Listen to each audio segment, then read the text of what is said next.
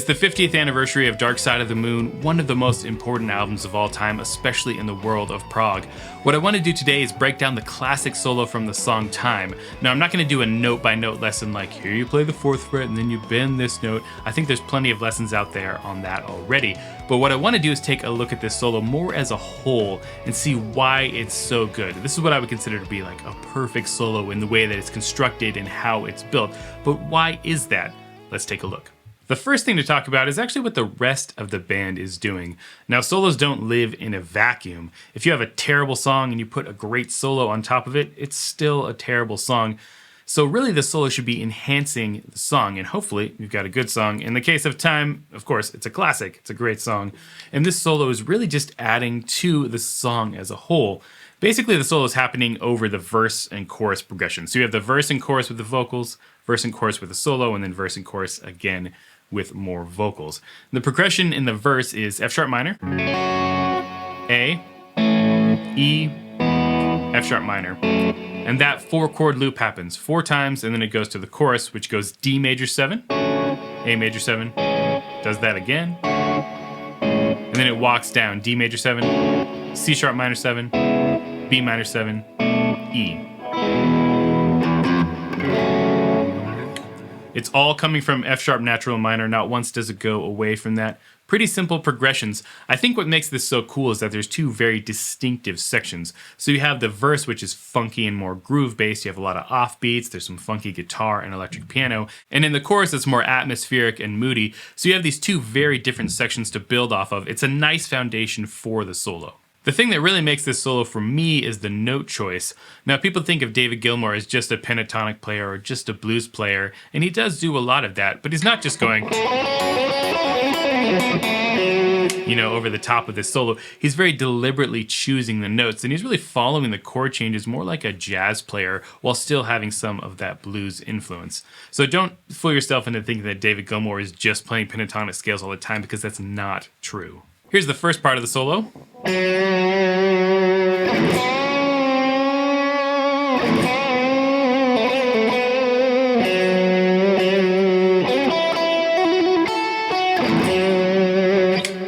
So he's hitting chord tones every time there's a chord change. On the F sharp minor at the beginning, he's playing the root. Then when he goes to A, he plays the 3rd. Then when it hits the E chord, he plays the 5th. And then back to the root of F sharp minor. So this is all coming from the pentatonic scale, but he's very deliberately choosing which notes he's landing on to follow the chord changes. And he continues this same idea through the whole solo. So in the next section, root note of F sharp minor, 3rd of A again, and then 3rd up an octave. This little dyad shape is part of an A major chord. Then we get some notes from outside of the pentatonic that come from the natural minor scale, but still following the chord changes. Hits this B over the E chord, which is the 5th, and then down to the 3rd of the E chord. So this note, the D, and the G sharp, those are coming from natural minor, but they're not part of pentatonic. Right. So once again, really following these chord changes very closely. Then it's the second half of the verse progression where he goes higher on the guitar.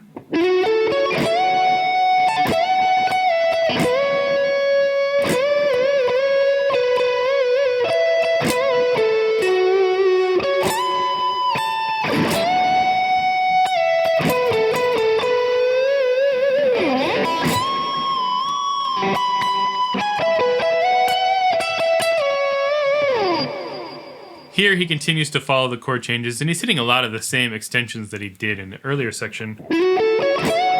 Starts with a straight up F sharp minor arpeggio, really outlining that chord. Landing on the root note. Once again, the 3rd of A. And the 5th of E. Root note of F sharp minor. Root of F sharp minor. 3rd of A, 5th of E, and then the 5th of F sharp minor. And he does a couple of arpeggios in here, just like a jazz player would do, right? When it hits to the E chord, play part of an E arpeggio. When it hits the F sharp minor, play the F sharp minor arpeggios. It's a very easy way to follow the chord changes, and it makes this solo fit perfectly with what's happening underneath. Then it moves to the chorus chord progression, and this features one of the best guitar solo lines ever.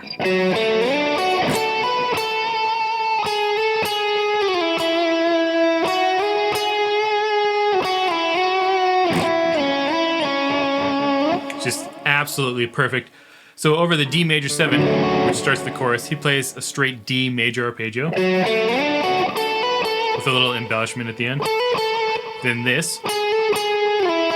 That's where it goes to A major 7. And he plays the major 7th, which is a money note on a major 7 chord. Down to the 5th. Then back up to G sharp. But this time over a D major chord, which makes that the sharp 11 over D major 7. So you have like a D major 7 sharp 11 sound. Very cool note. Back to the 3rd of D, and then to the 3rd of A. See if I can play these notes with the chords underneath. So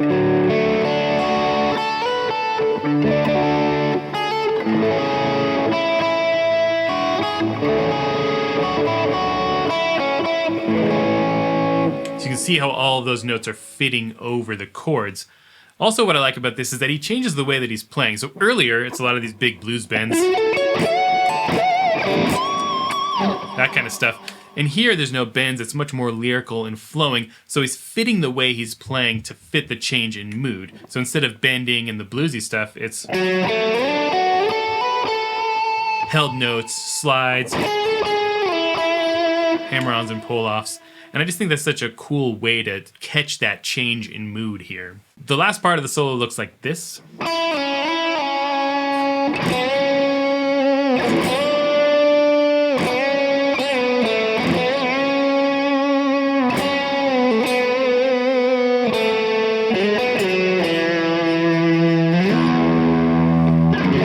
Plays the 3rd over the A major 7. Then he bends a step and a half up to D over the D major 7. So it's like root, major 7. Bends back up to the root for C sharp minor. Root note on B minor. And then chord tones for this last E major chord. 3rd, 5th, 3rd, root. To the low E string. So the note choice is obviously very important in this solo, but what's maybe even more important is the overall structure and flow of the solo. So think about it. Starts down low, way in this first position. He's there for this whole kind of first beginning. Then he slowly moves up. Then in the second half of the verse, it's up an octave. And here, these bends slowly get higher and higher. So in the 3rd progression of the verse, you get that bend, and in the last progression of the verse, a bend all the way up to the 21st fret of the high E string. So over the course of this whole verse, he works from the 4th fret of the D string, way down here in the F sharp, all the way up to the 21st fret of the high E string, slowly building. And then from there, all of the tension is built, and then it releases into that chorus part with that beautiful melody. So he's taking you all the way up, and then bam, to that drop. And it's just really, really impactful and effective. And then from there, he slowly works his way back down to where he started.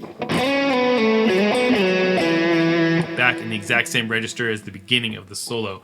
So the solo really is like a mountain. It works up, up, up, all the way to that climax, bam, then it releases, and then slowly trails off down to the bottom. And it's almost like the song where time is coming full circle. And this solo really does have the perfect beginning, middle, and end. It tells an incredible story, and I think that's the reason it works so well.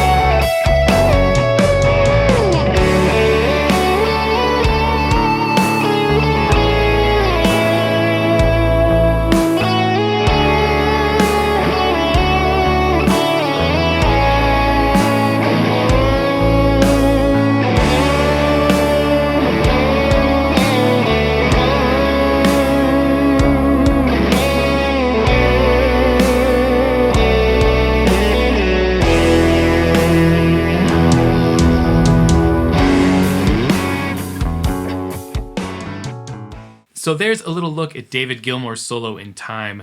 This might be my favorite David Gilmour solo. I love Comfortably Numb, that's a classic, but there's just something about this solo and the way that it fits into the song and helps the whole song overall that just works so well for me.